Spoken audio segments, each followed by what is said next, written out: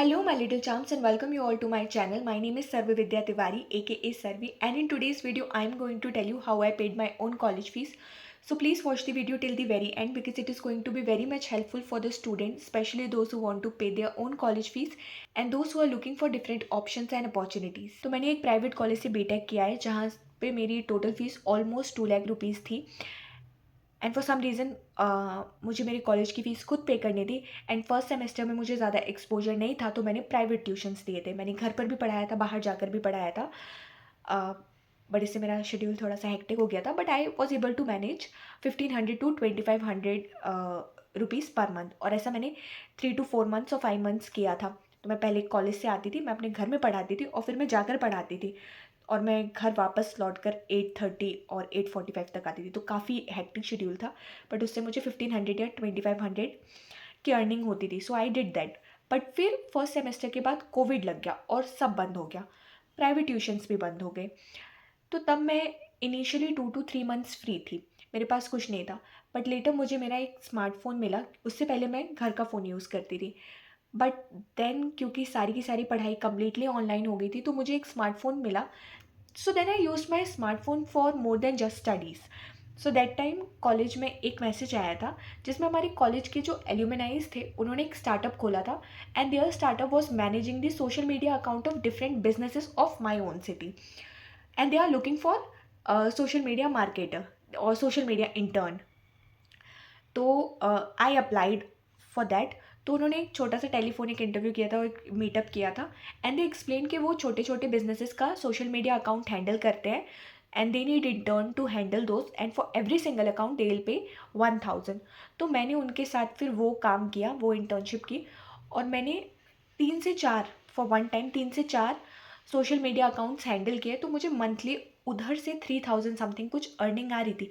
But that was better than private tuitions, क्योंकि मुझे ना इधर जाना है ना उधर जाना है, घर पर बैठे बैठे केवल जो भी डिफरेंट बिजनेसेस हैं उनके लिए पोस्ट डिज़ाइन करने हैं और इंस्टाग्राम पे पोस्ट करना है। मुझे उनका बस सोशल मीडिया अकाउंट हैंडल करना है, जिसके लिए मुझे एक छोटी सी चीज़ सीखनी पड़ी थी, वो था कैनवा। और अब मैं कैनवा पे काफ़ी अच्छे से चीज़ें कर लेती हूँ क्योंकि मैंने मेरे कॉलेज टाइम पे इस इंटर्नशिप के लिए काफ़ी यूज़ किया था। तो मैंने कैनवा का यूज़ करके मैं उनके पोस्ट को थोड़ा सा इन्हेंस करती थी and I use to post. तो मैं इस तरीके से सोशल मीडिया अकाउंट्स हैंडल करती थी और मुझे उसमें पर अकाउंट हैंडल करने के 1000 रुपीज़ मिलते थे। तो मैंने वो जितने महीने किया है तो उसमें मुझे मैक्सिमम 3000 या 4000 रुपीज़ मिले हैं। लेटर फिर मेरे कॉलेज में एक मैसेज आता है, आई मीन हमारे कॉलेज के ग्रुप में, it is for Internshala. That is कि अगर कोई स्टूडेंट इंटर्नशिप करना चाहता है तो वो रजिस्टर कर सकता है and that was not mandatory, that was just message sent over the group. तो मैंने देखा और मैंने सोचा कि मैं इसमें भी देखती हूँ क्या है। और मैंने जब इंटर्नशाला पर रजिस्टर किया और इंटर्नशाला पर इंटर्नशिप्स एक्सप्लोर की, तो पहले मैंने मेरी टेक्नोलॉजी से रिलेटेड इंटर्नशिप देखी। बट वहाँ पर नीड थी कि अगर आपको कोई भी टेक्निकल इंटर्नशिप करनी है तो एक लैपटॉप मैंडेटरी है, बट मेरे पास लैपटॉप नहीं था। और कोडिंग भी ऐसी थी कि मुझे आती थी क्योंकि मैंने मेरे स्कूल में भी कोडिंग ली थी। बट ये था कि मैं इसी ब्रांच से थी तो मैंने कॉलेज में ज़्यादा कोडिंग प्रैक्टिस नहीं की थी और लैपटॉप भी नहीं था। तो मैं थोड़ा श्योर भी नहीं थी कि मैं इसमें इंटर्नशिप कर पाऊँगी या नहीं। तो मैंने वही अपनी same social media marketing along with that digital marketing and content writing related internships search करनी चालू की इंटर्नशाला पे, जिसमें मुझे काफ़ी कॉल्स भी आए। मतलब मैं एक दिन में 30, 40, 60, मैं इतनी भी इंटर्नशिप्स पर अप्लाई कर देती थी। मुझे सामने से 5 से 6 की कॉल भी आते थे क्योंकि स्टूडेंट लेवल पे आप अप्लाई कर रहे हो तो वो एक मेजर इंटरव्यू लेने की जगह आपको टेलीफोनिक इंटरव्यू कराते हैं। तो वहाँ से अगर मुझे कोई सही लगता था तो मैं आगे के स्टेज पे जाती थी, अगर किसी को मैं सही लगती थी तो वो भी मुझे नेक्स्ट स्टेज के लिए इनवाइट करते थे। So like wise I applied for multiple internships और मुझे कई इंटर्नशिप्स ऑफ़र भी हुई ऐसी छोटी छोटी। तो मैंने इनमें काम किया। मेजॉरिटी में जो थी इंटर्नशाला से जो मुझे मिली है it was for content writing. तो मैंने काफ़ी कंटेंट राइटिंग भी की है, जिसमें से एक था कि किसी का मेडिकल रिलेटेड स्टार्टअप था। तो उन्हें उनकी वेबसाइट के लिए मेडिकल रिलेटेड ब्लॉग्स चाहिए होते थे, स्पेशली अबाउट डिसीजेस। तो मैं उन्हें हर दिन एक कंटेंट लिख कर देती थी, और वो कंटेंट मैं खुद से लिखती थी क्योंकि उस टाइम पे चैट जीपीटी था नहीं। तो मैं खुद ही रिसर्च करके वो कंटेंट बनाती थी, बस मैं किसी वेबसाइट की हेल्प लेके उसकी ग्रामर करेक्ट करा लेती थी। And I use to write those content by my own, और उधर से मुझे अर्निंग होती थी 4000 रुपीज़। मैंने 3 से 4 महीने उनका काम किया है। तो ऐसा होता है कि इंटर्नशिप्स जो होती है वो एक पर्टिकुलर टेन्योर के लिए होती है, क्योंकि किसी को कितना ही कंटेंट लगेगा, या फिर कोई कितने दिनों तक अपना सोशल मीडिया हैंडल कराएगा। इसीलिए इंटर्नशिप टेन्योर बेसिस पर होती है। तो मैंने एक, अगर मेरा टेन्योर खत्म हो जाता था, I was looking for different internship, या फिर कभी कभी एक ही टाइम पर मैं 2-3 इंटर्नशिप भी कर रही होती थी। देयर वॉज वन टाइम जब मैं काफ़ी ज़्यादा इंटर्नशिप करी थी, और हर किसी से मुझे 4000-3000 मिल रहे थे, एंड आई वॉज अर्निंग 10,000 और 12,000 रुपीज़ अ मंथ, और ऐसा 2 से 3 महीने चला है। बट उस टाइम पे मैं इतने हेक्टिक शेड्यूल में फंस गई थी, मैं सिर्फ इसी पर ध्यान दे रही थी। कभी कभी ये भी ढंग से नहीं हो पाता था, तो मेरा काफ़ी फ्रस्ट्रेटेड सा दिन जाता था। बट दैट टाइम मुझे ऐसा लग रहा था कि मुझे पैसे ज़्यादा मिल रहे हैं, so I should focus on that. तो मैं बहुत ग्रीडी हो गई थी, और अपनी ग्रीड की वजह से ना मैं दूसरी चीज़ों पे फोकस करने की जगह सिर्फ इधर ही फोकस कर रही थी।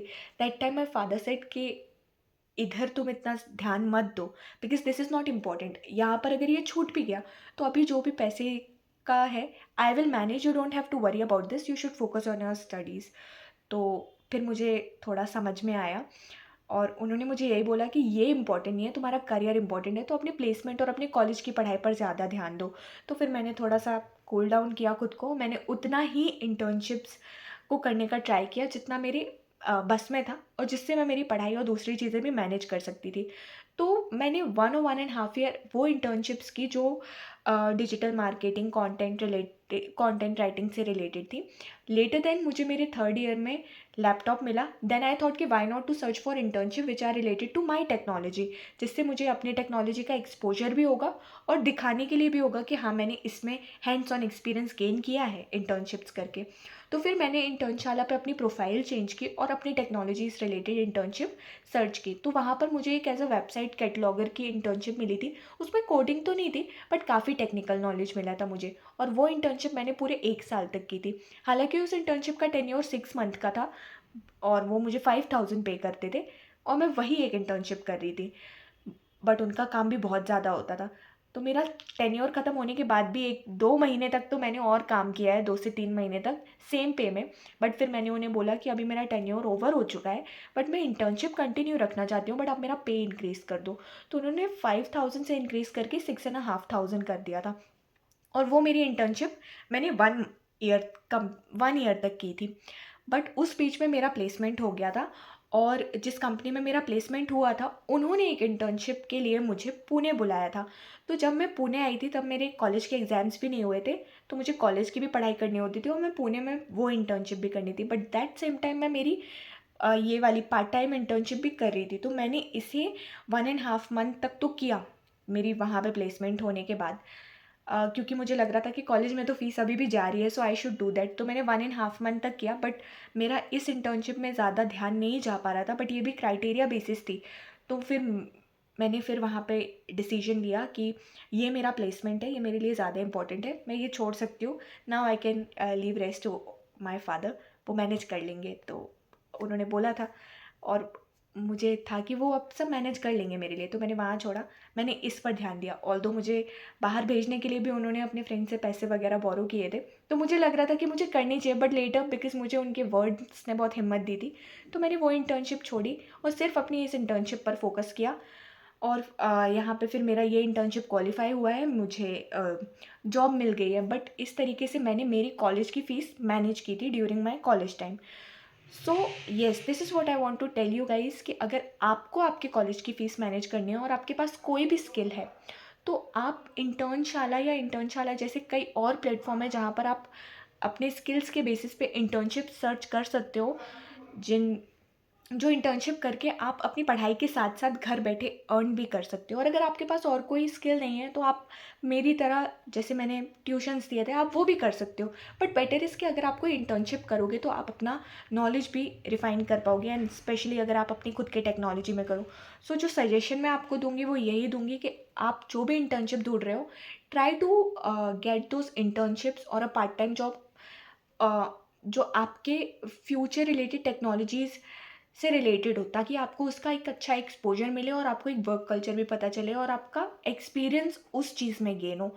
बाकी अगर आपको किसी और चीज़ में भी स्किल्स हैं और आप चाहते हो उनमें करना, तो आप वहाँ भी कर सकते हो, जैसे social media marketing, content writing, digital marketing, graphic designing, education related internships भी आपको इंटर्नशाला पर मिल जाती हैं, तो आप वो भी कर सकते हो। बट या सजेशन इज़ कि अगर आप अपनी टेक्नोलॉजी के ऊपर इंटर्नशिप करोगे तो वो ज़्यादा अच्छा है। एंड मिस्टेक इज़ कि आप प्लीज़ जो भी इंटर्नशिप चूज़ करना वो सोच समझ के चूज़ करना, गलत कोई मत चूज़ करना जिसमें आपका टाइम वेस्ट हो। एंड सेकेंडली, कि आप मेरी तरह ग्रीडी मत होना। आई नो कि कॉलेज जाने वाले बच्चे को अर्निंग होने लगती है तो ऐसा थोड़ा आता है मन में ग्रीड, बट ग्रीडी होने की जगह आपको ध्यान में रखना है कि जो आपका मेन मोटिव है is to get a placement और to focus on your college studies, तो आप उस पर ज़्यादा ध्यान देना। ये आपका है आपकी कॉलेज की फ़ीस के लिए, तो आप उतना अगर अर्न कर पा रहे हो जिससे आपकी कॉलेज की फ़ीस जा रही है, then it is well and good. उससे ज़्यादा ग्रीड में मत आना। थोड़ा लगता है बट ऐसा मत करना, उससे आपका खुद का ही शेड्यूल ख़राब होगा और आपके लिए जो चीज़ें ज़्यादा इंपॉर्टेंट है आप वहाँ टाइम नहीं दे पाओगे। तो ये वाली आप गलती मत करना। सो या that's it guys, I hope this video is helpful for you all and I hope you guys got to know how you can earn along with your college to pay your college fees. And thank you so much for watching this video till the very end. Please subscribe to my channel for more such videos. I will see you guys in the next video. Bye bye.